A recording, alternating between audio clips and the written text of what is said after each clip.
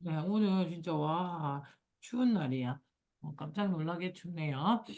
그래도 또 우리 마음은 또 따뜻하니까, 또 잘하고, 내일 준비 다들 잘 했습니까? 어, 이 언니들 내일 못 오시죠? 아쉽네, 아쉽네. 그 인스타 각인데, 완전. 홍이 언니들 머리 많이 길었다, 진짜. 엄청 많이 길었다. 자, 그렇습니다. 자, 오늘의 북미팅 또 시작해 보도록 하겠습니다. 미애리 대 오랜만. 어. 자, 오늘은 392페이지에 10가지 행동 신호. 10가지 행동 신호. 이거 보면 지금 우리가 하고 있는 게 뭐예요? 감정에 대해서 얘기를 하고 있잖아요. 그죠? 감정. 감정에 대해서 얘기를 하고 있는데, 강력한 힘을 발휘하는 10가지 감정이거든요. 근데 이제 이 10가지 중에, 이게 약간 부정적인 감정 10가지가 있고요. 그 다음에 또 나를 성장하게 해주는 이 긍정적인 감정 10가지가 있어요. 그래서 그 부정적인 감정의 제목이 오늘이에요. 10가지 행동 신호라는 거. 요거 하나를 기억하셨으면 좋겠습니다. 행동 신호. 자, 보통은요, 우리가 부정적인 감정이 들었을 때, 그러니까 두렵고, 무섭고, 불안하고, 뭔가 해도 안 되는 좌절감을 느꼈을 때 뭘 해요, 보통? 포기라는 것을 합니다. 아예 지금 하는 일을 멈추고 다른 것을 이게 아닌가 딱 하면서 이제 그렇게 되죠. 그래서 그 부정적인 감정에 결정을 내리지 말라는 얘기 많이 들었잖아요. 그죠? 그래서 보니까 이 부정적인 감정이 드는 건 뭔 신호라고요? 행동 신호. 그것만 인지해도 우리가 이 장은 굉장히 나에게 도움이 되는 장이 될 것 같고, 그리고 우리가 이것이 어, 어떤 행동을 해야 되는지를 여기서 이제 답을 가르쳐 줬어요. 그래서 뒤에 보면 또 10가지 강력한 감정에 이제 긍정적인 게 막 들어가 있거든요. 그래서 어디에도 포기하라는 말은 없습니다. 그래서 여러분이 드는 부정적인 감정이 우리가 보통 뭐가 있을까요? 이 책 지금 진도 나가기 전에 부정적인 감정, 두려움, 뭐, 그 다음에 자신감이 떨어지는 불안함, 그 다음에 용기가 없는 뭐, 그죠? 그 다음에 뭐 좌절감, 실망감, 화나는 것, 이런 것들이 다 부정적인 감정인데 이것이 어떤 신호를 지금 보내고 있는 거라고요? 행동해라. 행동해라. 그걸 연결하면 이건 이제 완전히 극복하거나 무슨 사인인지를 아니까 내가 그 부정적인 기운에 휩싸이지 않을 수 있다는 거죠. 오늘 그걸 좀 알았으면 좋겠어요. 아메이를 하면서 여러 가지 우리가 긍정적인 감정, 막 감사와 사랑과 행복과 막 이런 걸 느낄 때는 우리가 별로 힘들지 않잖아요. 그죠? 그런 것들을 계속 지속적으로 나에게 일으킬 수 있는 게 그게 이제 능력이라고들 얘기하고 기술이라고들 하죠. 그것도 뒤에 배울 거지만 우리가 지금 이제 우리가 배워야 되는 거는 행동 신호, 어떤 행동을 해야 되는지를 엮어 나갔으면 좋겠습니다. 어, 어느 강사님이 그러더라고요. 청년들에게 용기를 불어넣어 줄 수 있는 강사님을 소개합니다. 라고 얘기를 했어. 그래서 강사가 이제 나와서 뭐라고 얘기하시냐면, 저는 여러분들에게 용기를 불어넣을 수가 없습니다. 저뿐만 아니라 그 누구도 여러분들에게 용기를 불어넣어 줄 수 없습니다. 왜냐하면 용기는 스스로 내야 하는 것이기 때문입니다. 라고 얘기를 하더라고요. 내가 용기가 없는 사람이라고 생각하면 용기를 내라는 행동의 신호인 거라는 거죠. 그래서 자신감도 누구도 줄 수 없지만 스스로 선택해서 올릴 수 있는 부분이잖아요. 그래서 어떤 부정적인 감정이 어떤 행동의 신호인지를 우리 한번 다 같이 봐요. 첫 번째 부정적인 신호는 불안. 불안. 뭐 불안은 이 부정적인 신호는 감정은요, 레벨루가 다 다르잖아요. 1도 있고 10도 있고 100도 있어요. 그죠? 그래서 불안의 감정의 강도는 비슷하겠지만, 앞이 다 다르지만, 해결책은 비슷하다는 거죠. 불안하셨나요?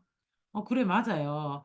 불안한 적이 정말 많아요. 그러면 이제 메시지는 내가 이걸 쭉 읽어보니까 내가 갖고 있는 감정이 대체 어떤 건지를 모르니 솔루션을 모르는 것 같아요. 그러니까 우리가 똑같죠.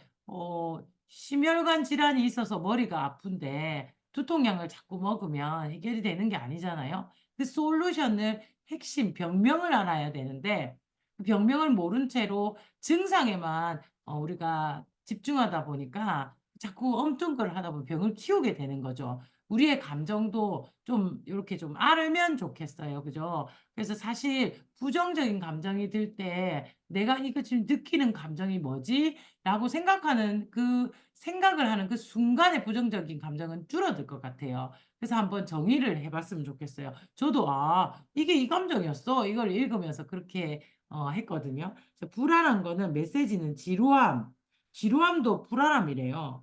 조바심 이건 불안함 맞지. 걱정 불안함 맞지. 고민, 가벼운 당혹감 이런 불안한 감정은 당신에게 무언가 제대로 되고 있지 않다는 메시지를 보내고 있는 거죠. 뭔가 제대로 되고 있지 않다. 불안하다는 거는 "야야 이거 뭔가 제대로 되고 있지 않아." 라는 메시지. 그래서 그 메시지에 집중하라는 거죠. 여기 보면 인식하는 방법이 잘못됐거나 취하는 행동이 원하는 결과를 만들어내지 못하는 거죠. 이 감정이 잘못 해석을 하면 해결 방안은 굉장히 간단하다. 이미 이 책 속에서 배운 기술을 당신의 마음을 바꿔라. 우리 기술 많이 배웠잖아요. 믿음의 근간을 세우는 판. 그 판에다가 내가 믿음의 근간을 세우면서 불안함을 없앤다든지 그리고 당신이 원하는 것을 명확히 해라. why가 명확해야 된다는 거죠. 근데 자꾸 불안한 게 실제로 내가 뭘 원하는지를 몰라서 아메이라면서 계속 불안한 거는 목표가 명확하지 않아서 불안하다는 거죠. 서울 갈지 부산 갈지 미국 갈지 모르니까 길은 떠났는데 불안한 거죠. 어디로 당도할지 모르고 뭐 마음은 미국 가고 싶은데 미국은 얼어볼 것 같고 뭐 어디 대구라도 가야 되는데 나는 서울 가고 있는지도 모르겠고 막 그런 거죠. 결정을 못 한 거예요. 내가 어떤 것을 원해서 순차적으로 그러니까 시일이 걸린다는 거를 기억하지 못해서. 그래서 이 불안한 마음은 사실 상상이잖아요, 상상.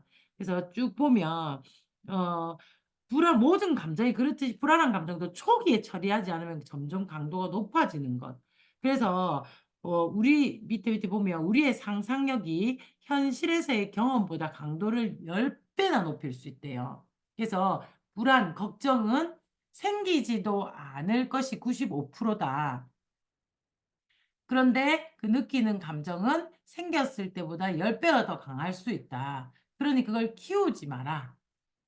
키우지 마라. 그게 해결 방안인데 원하는 것을 명확히 하면 불안함이 사라진다는 거.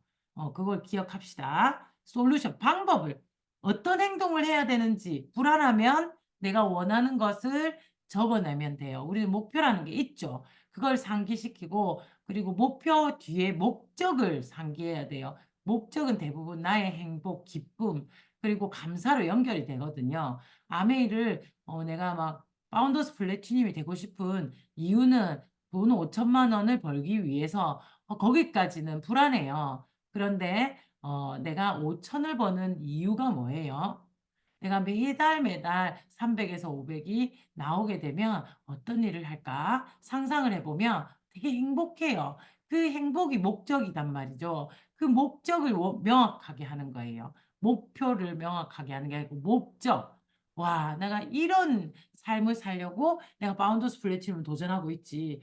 그래 맞아. 쪼끔 느려도 꼭 할 수 있어.'라는 위로와 위안이 또 위로는 안 좋죠. 그래 어쨌든 명확히 지으면서 솔루션이 된답니다. 어떤 행동을 해야 되는지를 잘 연결했으면 좋겠습니다. 그다음에 또 행동하는 신호 두 번째 두려움. 암의 일을 하면 또는 삶에서 위험한 일이 닥치면 두려움이 닥치는데 자, 두려움은 어떤 행동을 하라. 메시지, 두려움의 메시지는 뭐예요? 곧 일어날 일에 대한 준비하라. 준비하라. be prepare. 준비하라. 보이스카우트, be prepare. 항상 준비하라. 그래서 그 상황을 바꾸기 위해 무언가 해야 할 준비가 있는데 그 준비를 하고 있지 않기 때문에 두려운 거예요. 그래서 그 두려움을 부정하거나 두려움에 사로잡히면 아무것도 못하는 거죠. 아메이를 처음 했을 때 뭐가 두려웠어요? 사람을 만나는 게 갑자기 두려워져요. 그죠? 노 받을까 봐 두렵고 걱정되고. 그러면 뭘 연습하면 돼요? 내가 준비하라는 거잖아. 사업 설명을 계속 준비하면 그 두려움이 사라지고 진짜 사업 설명을 계속 준비해서 잘할 수 있으면 갑자기 사람을 내한테 부딪히기만 해봐라. 내 사업 설명할 끼다 하면서 인간같이 생기면 다 할 끼다. 막 이런 생각이 들어요. 진짜 막 열정적일 때는 걔가 말을 알아들으면 아멘을 할 것 같아요. 진짜로 막. 너무너무 자신감이라기보다 그 두려움이 싹 사라져요. 음. 그래서, 노를 받으면 또 빨리 다른 사람을 해야지. 이런 생각도 들고, 왜 이걸 노해? 하는 사실 오기도 생겨요. 어떻게 이걸 노하지? 이런 생각도 들고. 그래서 두려움은 뭘 하라는 거라고? Be prepare. 준비하라. 그래서 뒤에 보면 해결 방안에 뒤에 394페이지에 과거에 두려웠던 감정을 살펴보고 그 두려움에 정신적으로 대비하려면 어떻게 해야 되는지 평가해보라. 가능한 최선의 방법으로 상황을 대처하려면 어떤 행동을 취해야 될지를 생각해봐라. 두려움은 준비인데 행동을 해야 된다는 거죠. 그래서 두려움에 대한 해결책은 믿음. 대부분 믿음이 해결책이에요. 믿음은 기본 해결책이에요. 그러면서 두려움은 준비하라. 준비하라. 자, 그 다음에 상처감. 이게 참 좋은 게 우리가 아메이를 하면서 자신감이 없을 때 그리고 초기 때 또는 내가 계속 핀업을 하지 못할 때 느끼는 감정들이 다 나와 있어요. 어. 우리가 아메이를 하면 이런 감정들에 쌓여요. 계속 하는데 핀업을 못 한다든지 막 이럴 때 지금 나오는 10가지. 근데 모두 뭘 하라고? 행동하라. 라는 신호인데 내가 행동을 안 하고 있어가지고 느끼는 감정이라는 거죠. 솔루션은 행동이에요. 여러분 그거 진짜 기억하셔야 될 것 같습니다. 그래서 상처감, 막 대부분 상처는 인간의 관계에서 받게 된다. 그래서 상처감은 되게 상실감에서 생기는데 메시지는 어떤 메시지가 상처감이냐면 상처받은 감정이 우리에게 주는 메시지는 우리에게 충족시키지 못하는 기대가 있었기 때문에 상처를 받는데요. 충족시키지 못한 기대감, 충족시키지 못한 기대감.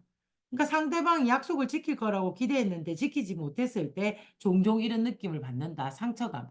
예를 들면 아메이 약속을 잡았는데 이 인간이 난 약속 장소에 도착했는데 이제 와서 캔슬을 한다든지 그럼 이제 화가 나면서 그 감정은 상처감이라는 거죠. 상처감. 그 다음에 또, 파트너가 탱커를 하기로 했는데, 내랑 같이 막 탱커 하자 했는데, 지 안 하고, 난 계속 하고 막, 짜증난다 하면서, 그게 상처감이래요. 그 다음에 또 기대감이 있잖아. 사업을 할 것 같았는데, 이 사람은 사업 설명하면 할 것 같은 기대감이 있었는데, 심한 노를 받았던지. 그러면 상처감. 자, 이때 해결 방안은 뭐냐? 상처감도 뭐라고요? 위로를 받아야 되는 게 아니라 액션, 행동을 해야 된단 말이야. 행동을. 생각으로 행동을 해야 되는 것 같아요. 해결 방안은. 그럴 때 상처감을 받았을 때 분노가 될 때 아씨 왜 약속을 안 지키고 지랄이야 이렇게 자 그럴 때 해결 방법은 1번 실제로 잃어버린 게 아무것도 없다 라는 걸 깨달아라 어. 잃어버린 거 아무것도 없다 네 손해본 거 잃어버린 거 하나도 없다 그냥 그대로이다 그래서 두 번째도 또 정말 잃어버린 게 있기는 한가 라는 생각을 해보는 거죠 그래갖고 막, 아니면 내가 상황을 너무 조급하게 매몰차게 판단하는 건 아닐까. 어, 그렇게 생각을 해보라는 거예요. 그리고 요 상처감은 꼭, 이쁘게 표현을 좀 해주래요. 그래서 우아하고, 이 우아하고 적절하게 표현해라. 지난번 이러이러한 일이 있을 때 당신이 내게 관심이 없다고 잘못 오해해서 상실감이 느꼈었습니다. 라는 실제로는 어땠는지 말씀해 주실 수 있나요? 라고 의사소통의 방식을 바꾸래요. 상처감은 의사소통의 방식을 바꿔라. 의사소통에 꼭 집어서 "내가 그때 상처 입었거든." 이라고 얘기를 안 해도 내가 의사소통의 방식을 바꾸면 좀 중요도를 훨씬 더 높여 약속을 정확하게 잡을 수 있잖아. 내가 어중간하게 잡아 놓고 올 거라고 기대를 한 거죠. 그래서 그게 기대에 미치지 못하니까 상실감이 있는 거예요. 대부분 약속을 지키지 않은 것 때문에 상처감이 많이 오거든요. "내 약속은 약속도 아이가." 막 이러면서. 그런데 약속 잡을 때 정확한 시간, 그리고 이걸 왜 잡는지, 그리고 내가 그 시간을 비워 놨다는 표현, 그리고 사이사이에 내가 "그날 만날 거죠? 그날 만나서 얘기해요. 그날 그렇게 나올 때 요거 내가 가지고 갈게요." 이렇게 해서 약속을 계속 잡으면 그 약속은 캔슬 날 확률이 별로 없어요. 그래서 내가 얼마나 중요하게 생각하는지를 전달하는 의사소통의 방법도 중요합니다. 약속 잡을 때 대충 그때 만나자." 이래 놓고 내 마음은 이만큼 기대를 하는 거예요. 인제 사업 설명도 할 거고 제품도 설명할 거고 Why도 물어봐야지 하면서 막 해 놓고는 뭐 캔슬 나니까 짜증이 이빠이 나는 거죠. 그러면서 상처감 다시 내가 얘기하나 봐라." 하면서. 그래서 상처감은 내가 의사소통의 방법을 바꾸고 자꾸 체크함으로써, 그리고 그때 내가 고래고래해서 그때 내가 조금 당신을 오해했었을 수도 있었다. 그래서 "우리 좀 정확하게 같이 이렇게 해 나가자. 좋을 때." 그런 얘기를 하는 거죠. 자, 그다음에 분노래요, 분노. 자, 인제 앞에 거 두려움, 걱정, 그다음 상처감이 분노로 인제 점점점 강해지는 것 같아요. 분노로 돌아가는 거죠. 그래서 분노는 가벼운 짜증에서부터 화, 붕괴, 분노, 격분까지 다양한데, 분노가 왜 오냐는 거죠. 보니까 중요한 규칙이나 기준에 다른 누군가에 의해 혹은 아니면 내 자신에 의해서 위반되었을 때 분노가 오는 거죠. 약속도 분노를 따를 수 있어요. 왜? 위반되었기 때문에. 누구의 기준에? 나의 기준에. 그게 중요한 거예요. 나의 기준에 상대가 부합하지 못했을 때 분노가 느껴진다는 거죠. 그 엄청 그거는 내 혼자 분노하고 오히려 이상한 사람이 될 수 있는 거죠. 내 기준에 상대나 내가 미치지 못했을 때. 그래서 해결 방안은 396 페이지에 "당신이 상황을 잘못 이해했을 수 있다." 내 기준인데 상대의 기준을 생각하지 못했던 거죠. 그리고 그 규칙이 얼마나 중요한 건지, 그리고 꼭 그걸 지켜야 하나? 상대방이 잘 몰랐을 수도 있잖아요. 내가 그런 사람인 줄을 잘 몰랐을 수도 있고, 그다음에 그렇게 중요한 건지도 몰랐을 수도 있다고. 그래서 분노하기 전에 그게 나의 규칙에 의해서 분노가 되는지. 근데 대부분 있잖아요. 사람들이 자기의 규칙이라고 생각 안 해요. 그게 제일 문제라는 거지. 보편적인 규칙이라고 생각해요. 그래서 여기서 꼭 알아둬야 할 것은 보편적인 규칙은 없습니다. 다 내가 만든 겁니다. 아니, 사람이 이랬으면 그래야 되잖아? 라고 하는 거. 그게 인지상정 아니야? 그 규칙 자체가 내 것입니다. 아니, 이 정도 해줬으면 뭐 이런 아주 가벼운 거지만, 아니 밥을 내가 쟤한테 몇 번 샀는데 5 번을 샀는데 한 번은 사야 되는 거 아니야? 내 규칙이에요, 내 규칙. 어. 어쩌면 습을 내가 사는 걸로 습을 좀 들여 놨을 수 있어요.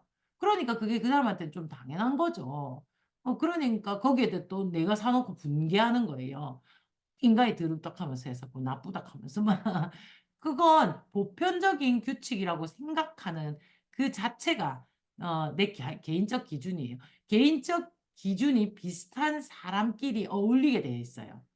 그렇다 보니까 "니도 그렇게 생각하지?" 나도 그렇게 생각해." 하면 세상의 원칙이 되어 버리는 거. 도찐개찐인 거죠. 그래서 보면 친한 사람들이 기준이 비슷한 사람들이에요.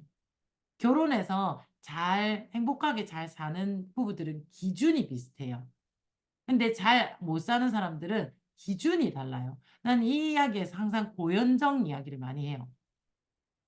고현정이 삼성과의 시집을 갔잖아요. 그런데 이혼을 하고 나왔잖아요. 그래서 인터뷰를 가끔 상처니까 가끔 하는데 보면 항상 고현정이 그분들은 너무 훌륭했고 그분들이 나쁜 일을 나에게 나쁘게 해서 이혼한 게 아니라고 얘기를 해요. 그저 달랐기 때문에 너무 달랐기 때문에 이제 삶이 행복하지 못해서 그래서 이혼했다고 하는 거죠. 그게 이혼의 합의가 되는 거죠. 근데 의식 수준들이 높은 사람들이다 보니 나의 기준을 계속 상대에게 적용하면서 네가 틀렸다. 네가 나쁘다. 내가 기분 나쁘니까 네가 사과를 해라. 어떻게 그럴 수가 있어라는 기준을 주는 게 아니라 서로 기준이 다르다는 것을 인지했던 것 같아요. 그 인터뷰를 보면 좀 그래요. 제가 그걸 보면서 참 많이 느꼈거든요. 살아온 환경이 다르면 기준이 다를 수 있고요. 그리고 의식의 수준에 따라 기준이 다를 수 있잖아요. 그걸 도덕성이라고 한답니다. 그래서 그 도덕성을 낮은 사람들과 높은 사람은 같이 살 수가 없어요. 그래서 보면 결국 우리가 파토가 나는 어떤 커플 그거는 친구도 그럴 수 있어요. 그리고 부부도 그럴 수 있는데 도덕성의 기준이 다르면 처음엔 사랑하다가 매력적이거든요. 도덕성의 기준이 다르면 되게 이상한 사람으로 보이기도 하지만 매력적으로 보일 수도 있어요. 이상한 사람이 안 사귀었겠죠. 그런데 그게 되게 파괴적이고 매력적인 거죠. 나쁜 남자를 좋아하잖아요. 그죠? 나쁜 남자. 시크하고 나쁜 남자. 근데 그것 때문에 결혼했는데 내 눈깔이 내가 쑤실 수 있다. 이런 얘기 하잖아요. 그죠? 남편이 막 나는 되게 소심한데 막 일로 와! 하면서 막 내가 시켜줄게! 막 이러면서 이제 성격이 다른 거는 괜찮은데 도덕성의 기준이 다르면 그게 나중에는 분노를 계속 일으키기 때문에 살 수가 없어요. 행복하지 못해서. 성격이 다른 건 괜찮아요. 하나는 온화하고 하나는 뭐 즐겁고 이건 괜찮죠. 그래서 부부가 똑같이 또 잘 맞는 사람들은 자기 기준이 세상의 기준이 될 수 있기 때문에 조심해야 되는 거죠. 그래서 아이들도 똑같은 기준을 갖게 되는 거죠. 그래서 나의 의식 수준이 아이들에게 내려가고 우리 가족의 문화가 아이에게 내려가고 그런 것들에 의해서 또 비슷한 사람들과 만나는 거예요, 아이가. 그래서 나의 의식 수준을 높인다. 그리고 그 수준에 맞춰서 대화를 하면 남편이 올라오거든요. 그러면 그 아이들도 의식 수준이 올라오면서 아이들의 배우자, 그리고 아이들이 의식 수준이 높으면 그 고현정과 삼성과의 이재용처럼 서로 맞지 않는 것에 대해서 인지를 잘 하고, 그리고 각자의 행복을 위해서 또 이혼을 하더라도 아주 올바르게 잘 살고 있잖아요. 그죠? 그런 것이 굉장히 중요한 것 같아요. 그렇게 볼 때 우리 뭐 또 삼성과의 그 이혼하신 분 있잖아요. 신세계. 어? 어? 신세계 아닌가? 그 영화 배우랑 애인 임채령, 임채령? 이정재, 어? 이정재하고 어, 어, 사귀는 어. 임 임태령. 임채령? 임채령 그분도 이혼을 하셨는데 그분은 희한하게 자라온 환경이 그런 대기업인데도 불구하고 이 의식이 깨어인 이쪽이 좀 개방적이고 자유로운 사람이겠죠. 그러니까 그런 이제 쌓여진 데 못 있고 자유로운 연예인을 사귀는 게 너무 행복한 거죠. 그래서 처음에는 인물 뜯어먹고 살지만 나중에는 아니잖아요. 그죠? 그래서 오랜 동안 커플을 한 사람들은 의식 수준이 비슷한 거죠. 그리고 또 내가 명사도 모르고 사람도 모르고 사건은 다 알고 그 영화 배우하고 또 연예인 나이 차이 뭐 30살 나는 우리 허 박사님 또 누굽니까? 김민희. 맞아. 우리 스무고개 같다. 이거 넣고 이렇게 막 하는 것 같다. 김인희하고 정상수, 뭐 이상수, 뭐 이도 음, 있잖아요. 그분 두 분은 뭐가 같다는 거예요? 의식 수준이 같은 거예요. 물론 지금은 헤어졌다 카드만 의식 수준이 같은 거예요. 파괴적이고 공격적이고 좀 보면 둘 다 똘끼가 있잖아요. 그죠? 그런 게 너무 맞아서 매력적이어서 못 떠나는 거야, 서로. 그렇게 되는 거죠. 그래서 뭐라도 나랑 비슷한 거, 그 의식 수준이 맞는 거예요. 바람 피는 사람이 바람을 피잖아요. 그게 그렇게 잘못됐다고 생각하지 않는 도덕적 기준을 가지기 때문이죠. 그래서 우리가 친한 사람들끼리 비슷한 도덕 수준, 도찐 개찐. 그래서 우리가 옳다고 하는 것이 세상에 옳은 것이 아니라는 거. 우리의 기준이 맞다고 하는 거. 우리 둘이가 맞지? 가 진짜 이상하다 해서 걔가 이상한 게 아니라 우리가 이상할 수 있다는 거. 그래서 항상 규칙이 규칙이 내 것이라는 것을 그것만 인지하면 '상대의 규칙은 뭐지?' 라고 보면 그 사람은 상대가 그렇게 해도 용서해요. 왜냐하면 자기 규칙이니까. 그래서 거기에 맞추든지 아니면 나한테 맞추려면 정중하고 아까 뭐 우아하게 요렇게 하면 내가 상처가 되니까 고거 쪼끔 요렇게 이제 이야기를 예쁘게 하는 거예요. 그래서 분노는 뭘 하라고? 규칙이 다르다는 걸 인지하고 그리고 꼭 그 규칙을 지켜야 하는 거냐는 거지. 내 입장에서 내 규칙인데 꼭 그걸 규칙을 지켜야 되나? 막 있잖아. 사업 뭐 미팅을 하는데 늦게 왔어. 그건 그 사람의 규칙이에요. 근데 기분은 나쁘지. 내가 짜증은 나지만 인제 초기 사업자에게 경우에는 그렇게 됐을 때 내가 꼭 시간을 정확하게 지켜야지만 지금 이 사업 설명회가 온전히 일어나냐는 거죠. 안 중요하다고 괜히 그걸로 기분 나쁘게 서로 기싸움하면 사업 설명이 예스가 안 나오게 되는 그런 상황이 오잖아요. 그러니까 그 흘려보내야 되는 거죠. 그런데 우리가 사업자로서는 신뢰 부분이 있기 때문에 상대에게 신뢰를 못 주면 꽝이에요, 아메이 사업은. 기승전 신뢰이기 때문에 난 지켜야 하죠. 그건 신뢰 부분에 대한 규칙이니까. 그래서 우리가 정확한 규칙을 내가 다시 정립한다면 분노할 일도 없지만 나도 신뢰 높은 사람이 되는 것 같아요. 자, 다섯 번째가 좌절감. 좌절감.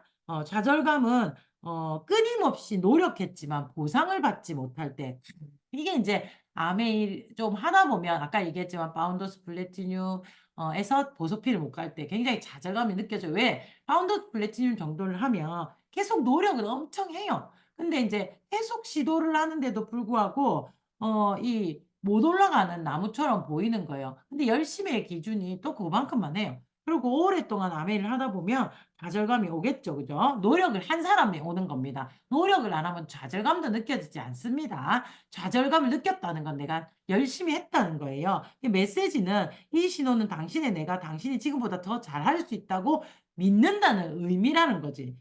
왜? 좌절감이 온다는 거 '아 왜 안 되지 씨. 아 진짜 좌절 아 씨 나는 사실 거기까지 갈 수 있는데 왜 안 되지?'라는 내가 더 잘할 수 있다는 믿음의 사인이라는 거죠. 되게 신기하죠. 이거 굉장히 긍정적인 신호라는 거죠. 그래서 좌절감은 매우 긍정적인 신호다. 그래서 좌절감을 결정으로 연결시키지 말라고 좌절을 계속하니까 포기해 버리는 결정으로 하지 말고 좌절감은 오기로 바꿔야 하는 것 같아요. 그러니까 내가 계속 시도했는데 안 돼 왜 안 분명히 돼야 되는데 안 된다는 건 내가 '할 수 있다.'라는 기본적인 믿음 아래에서 오는 그런 우리 감정 이해가죠? 그래서 이거에 매우 긍정적인 신호다. 옆에 좌절감은 문제에 대한 해결책이 내 손 안에 있는데 현재 하고 있는 방식대로 효과를 내지 못하고 있어. 그래서 목표에 달성하려면 접근 방식을 바꿔야 된다는 의미를 담고 있다. 더 유연해져라. 진짜 중요해요. 좌절감 진짜 많이 느끼잖아요. 그럴 때는 좌절감으로 포기를 하거나 뭐 이게 아니라 내가 할 수 있는 충분히 내가 할 수 있는 일이라는 거를 믿고 뭘 바꾸라고요? 접근 방식을 바꾸라고. 뭐 바꾸라고 방법을. 플랜을 다시 세우란 말이에요. 그죠? 그래서 해결 방안은 결과를 얻기 위한 새로운 방법을 생각해라. 포기하거나 뭐 그게 아니라 더 느슨해지거나 낮은 목표를 잡아라가 아니라 접근 방식을 바꿔라. 분명히 네가 낮은 목표에 만족할 수 없어요, 이런 사람들은. 왜? 내가 할 수 있다고 믿고 할 만하다고 믿기 때문이에요. 그래서 좌절감. 다이아몬드를 계속 도전하는데 안 돼. 좌절감이 있어. 방법을 바꿔 보라고. 하지만 너무 자주 바꾸지는 말고요. 그리고 그 상황의 방법에 대한 조언을 구하라. 좌절감이 올 때 상담을 해라는 거죠. 그 좌절감에 대한 상담이 아니라 다른 방법에 "이렇게 해도 안 되는데 스폰서님 다른 제가 뭐가 어떤 방법을 바꾸면 이게 될까요?"를 상담하라는 거죠. 그리고 그 방법을 이미 터득한 롤 모델을 정해라. 구하라, 찾아라. 우린 너무 좋잖아. 같은 과정을 거쳐서 그 방법을 해결한 롤 모델들이 여러분 앞에 떡하니 이러고 있잖아요. 그죠? 그래서 진짜 이 지금뿐만 아니라 앞으로도 시간이나 에너지를 크게 들이지 않고 기쁘게 할 수 있는 방법으로 이 문제를 해결하는 데 도움이 되는 것을 배우고 그것을 당신 것으로 만들어라. 노하우를 만들어라는 얘기입니다. 알겠죠? 그래서 이 좌절감보다 더 파괴적인 건 실망감. 실망감. 그래서 좌절을 계속하다 보면 실망이 되게 되는 거죠. 실망감은 빨리 대처하지 않으면 매우 파괴적인 감정이 될 수 있다. 좌절감은 괜찮은데 실망감은 파괴적이래. 실망을 하는 거죠. 억수 웃긴 게 내가 계속 좌절을 하죠. 밤의 일을 퀸을 도전하고 또 도전하고 또 도전하고 또 도전하고 하면 방법을 계속 바꾸어서 이렇게 뭔가 도전하고 내가 할 수 있을 것 같은데 지금 안 되니까 화가 나고 막 좌절감이 느껴지는데 그거를 실망감으로 싹 바꾸는 게 어떤 핑계가 되면 아메이가 안 좋은 거라는 실망을 하게 돼. 그걸 찾아내 버려요, 사람들이. 스폰서에 대해 실망을 해버리고, 파트너에 대해 실망해버리고, 아메이 자체에 대해서 실망해버려요. 그걸 감정을 그쪽으로 연결을 해요. 자꾸 그만둘 핑계를 찾는단 말이야. 아무도 실망을 시킨 적이 없는데 자기 혼자 아메이에 실망하고 파트너에 실망하고 스폰서에 실망한다니까요. 그래서 그건 파괴가 돼요. 그래서 메시지는 실망감의 메시지는 당신이 가지고 있던 기대, 당신이 정말로 지향했던 목표가 실현되지 않을 것이라는 신호다. 그게 안 된다는 신호다. 따라서 이럴 때일수록 당신의 기대를 적합하게 바꿔봐라. 실망을 했으면 기대를 바꾸라는 거예요. 액션 행동은 기대를 바꾸라. 그건 그대로 놔두고 계속 실망을 하면 파괴가 일어나는 거예요. 자, 아까는 좌절감은요, 목표를 바꾸는 게 아니라 방법을 바꾸라 했단 말이에요. 그죠? 실망감은 목표를 다시 바꾸라. 근데 그 감정을 잘 알아야 돼. 실망인지 좌절인지 잘 모르겠어. 그래서 좌절보다 뒤에 오는 거니까 일단 좌절이라고 보고 한번 방법을 바꿔서 여러 번 해보고 계속 실망을 하면 목표를 수정해라. 그리고 달성하기 위한 조치를 취해라. 웃기죠? 포기하라. 다른 걸 찾아라가 아니라 목표를 전환해라. 왜? 너무 내가 쉽게 본 거죠. 그래갖고 쉽게 보고 높게 설정해 놓고 거기에 부합하지 않다고 생각하는 거죠. 즉 스폰서에 대한 기대감이 너무 높은 거죠. 파트너에 대한 기대감이 너무 높아요. 그러니 그걸 빨리 수정해야 되는데 그렇지 않은 파괴감이 오는 거죠.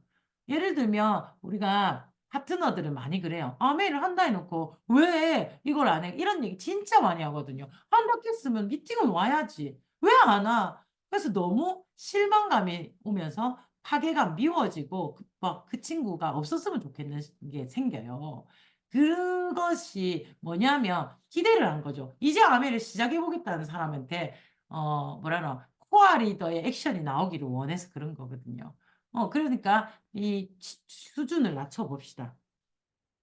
자, 그래서 해결 방안은 이성에서 배울 수 있는 즉시 있는 것을 즉시 찾아서 교훈으로 삼고 애초에 지향했던 목표를 그러니까 목표를 바꿈으로써 좀 수준을 낮추는 거죠. 그럼으로써 나중에 애초에 지향했던 목표를 달성하는 데 또 도움이 된대요. 그리고 당신에게 훨씬 영감을 주고 그다음에 당신이 발전할 수 있는 새로운 목표를 영감을 주는 목표를 세워라. 새로운 목표를 세워라. 그래서 실제로 피인을 목표로 했다가 아니 목적을 목표로 했을 때 굉장히 영감이 생깁니다. 그리고 너무 조급하게 판단하니까 섣부르다는 거죠. 너무 내가 경솔하게 또는 너무 쉽게 생각했던 거죠. 그래서 조급하게 판단할 일이 아니다. 되게 실망하는 것들은 일시적인 문제래요. 그래서 하나님은 시기를 늦출 뿐 우리의 성취를 거절하는 분이 아니라는 것을 기억하라. 그래서 우리가 조금 더 천천히 가보자. 단계를 좀 더 쪼개서 낮은 목표를 먼저 실행해 보자라는 그런 것으로 실망감은 바꾸는 거예요. 즉, 내 파트너를 버린다. 다른 뭐 이게 아니라 스텝 바이 스텝으로 천천히 안내를 해서 요까지 오게 하고 그다음 요까지 오게 하고 그다음 요까지 오게 해서 결국 내가 원하는 지향했던 목표를 성취하게 되고 나 또한 그렇게 해봐야 내 파트너를 그렇게 할 수 있어요. 쪼개야 돼요. 목표를 쪼개야 큰 목표를 수정하는 게 아니라 그걸 쪼개어 작은 목표를 성취해 나가는 방법으로 목표를 바꾸어 나가는 것. 그래서 나중에는 큰 목표까지 다 된다는 거. 그래서 그다음 네 번째는 완전히 끝난 게 아니라 인내심을 키워라. 인내심을. 진짜 맞아요. 이거 인내심을 키워갑시다. 그리고 보다 효과적인 계획을 개발해라. 그래서 요렇게 방금 제가 얘기해 드리는 쪼개어 목표 사다리를 놓으라는 거죠. 한 방에 7 층까지 못 올라갑니다. 한 계단, 한 계단 쪼개어서 3% 6% 9% 12% 내가 내 잘 보라고. 내 PB가 지금 몇 PB인데. 그죠? 그러면 나는 항상 9% 12%를 하고 있어. 그런데 갑자기 SP를 도전을 해서 자꾸만 실망감, 실패감을 가지지 말고 SP를 도전은 하는데 9%니까 12% 먼저 하고 그다음에 15% 먼저 하고 그걸 확실하게 해내라는 거예요. 확실하게. 그러면 나는 실망감, 좌절감으로부터 벗어나서 그걸 할 수 있는 거죠. 그게 목표를 이제 쪼개서 낮은 목표부터 계획을 어떻게 할지 개발하라는 거예요. 그리고 다섯 번째는 앞으로 일어날 일에 대한 긍정적인 기대를 하는 태도를 바꾸어라. 그래서 태도 자체가 앞으로 일어날 것을 부정적으로 생각하는 사람이 실망감이 큽니다. 그래서 긍정적으로 해석하는 거죠. 미래는 모르니. 자, 일곱 번째가 죄책감. 야, 이거는 인제 자꾸자꾸 하다 착한 사람이 느끼는 것 같아요. 인제 뭐 스폰서님한테 맨날 한다 했다가 안 하는 죄책감, 그다음에 우리 아이들에게 한다 했다가 안 하는 죄책감, 그럼 남편한테 큰 소리 나 죄책감 이런 걸 느끼는 거죠. 이거는 그렇대요. 내가 엄청 높은 기준이 그러니까 기준이 높은 기준이 아니라 내한테 있어서 이건 꼭 해야 되는 나의 규칙인 거지. 원칙인 거지. 그걸 어겼을 때 죄책감이 드는 거죠. 좀 그러니까 뭐라 하나 애들이 죄책감이 드는 건 도둑질을 했다. 도둑질을 하면 안 되는 규칙이잖아요. 근데 그걸 딱 했을 때 죄책감을 느끼는 거죠. 그죠? 그런 기준이 좀 높은 사회적인 기준을 위반했을 때 나타나는 신호입니다. 즉시 무언가를 해야 한다 뜻이다. 죄책감은 즉시 사과를 하든지 아니면 즉시 행동을 바꿔야 되는 겁니다. 죄책감을 계속 느끼면 진짜 주눅이 들거든요. 그리고 또 이 나의 죄책감은요 가장 강력한 지렛대가 될 수 있답니다. 어. 그래서 최후의 지렛대. 진짜 죄를 지은 거지. 진짜 잘못한 거지. 그러면 다시는 안 그렇다고 싹싹 빌면 감정이 확 바뀔 수 있거든요. 그렇게 죄책감. 그리고 해결 방안은 어 당신이 스스로 지켰던 중요한 기준을 실제로 위반했다는 사실을 인정하면 돼. 죄책감은 "잘못했습니다. 그래서 진짜 바뀌겠습니다." 이게 가장 큰 지렛대거든요. "진짜 잘못했습니다." 그리고 두 번째 400 페이지에 "앞으로 그런 행동은 다시 일어나지 않겠다고 굳건히 다짐하라." 어 그래서 잘못은 해도 그것을 용서하라는 거죠, 스스로도. 인정해, 인정해. 내가 꼭 그래서 그런 게 아니라 내한테 돈을 줬으면 안 훔쳤지. 뭐 이러지 말고 왜 살인자들이 그러잖아요. "네가 가다 길 가다 내한테 안 부딪혔으면 내가 안 찔렀지." 막 이러잖아. 그렇게 되면 안 된다고. 인정하라. "네 잘못했습니다. 그리고 다시는 안 할게요." 이런 거. 그게 인제 탁 하면서 빨리 회복이 됩니다. 그리고 굳게 결심하라는 거죠. 자, 8 번이 무력함. 자, 점점 더 심한 감정적으로 훨씬 더 에너지 소모가 심한 것들이 뒤로 가면서 나옵니다. 무력함이 죄책감 다음입니다. 그죠? 무력함. 근데 인제 이 무력함은 정말로 내가 무력한지 아닌지 그것에 대해 원칙이 불공평하다. 이게 진짜 공감해요. 원칙이 불공평하다. 무력하다. 무력하다는 거는 쓸모없는 사람이다. 내가 쓸모없는 사람이다. 그리고 봐봐. 메시지는 무력함이 주는 메시지는 지금 당장 그 일에 쓸 수 있는 기술이 당신에게 없다. 그걸 해낼 수 있는 게 당신에게는 없다. 무력함. 그 신호는 당신에게 더 많은 정보, 이해, 전략, 도구 또는 자신감이 필요하다고 말해 주는 것이다. 배우라는 얘기예요, 배우라는 얘기. 그죠? 그래서 무력함이 주는 메시지는 당신이 그 일에 쓸 수 있는 기술이 없어. 그래서 포기하라는 얘기가 아니에요. 무력함. 아무 일을 하다 보면 이걸 느껴요. 스폰서님이 가서 뭘 착 하면 탁 돼. 처음에는 기분이 너무 좋거든요, 도와주니까. 근데 스폰서님이 가면 되고 내가 가면 안 돼. 아, 나는 진짜 너무 쓸모없는 인간이구나. 난 진짜 그리고 또 그 쓸모없는 인간인 것 같은 내가 너무 능력이 없는 너무 무능력함을 느끼는 거죠. 무능력함을. 쓸모없는 무력함. 거기서 무력감이 오거든. 나는 능력이 없으니까 할 수가 없어. 무력감. 그래서 대부분 이 경우는 포기를 해요. 근데 온단 말이에요, 무력함은. 근데 이걸 진짜 기억 잘해요. 원칙이 불공평하다. 자, 해결 방안은 지금 내가 이 상황에서 느끼어야 할 적절한 감정인가? 내가 정말 무능력한가?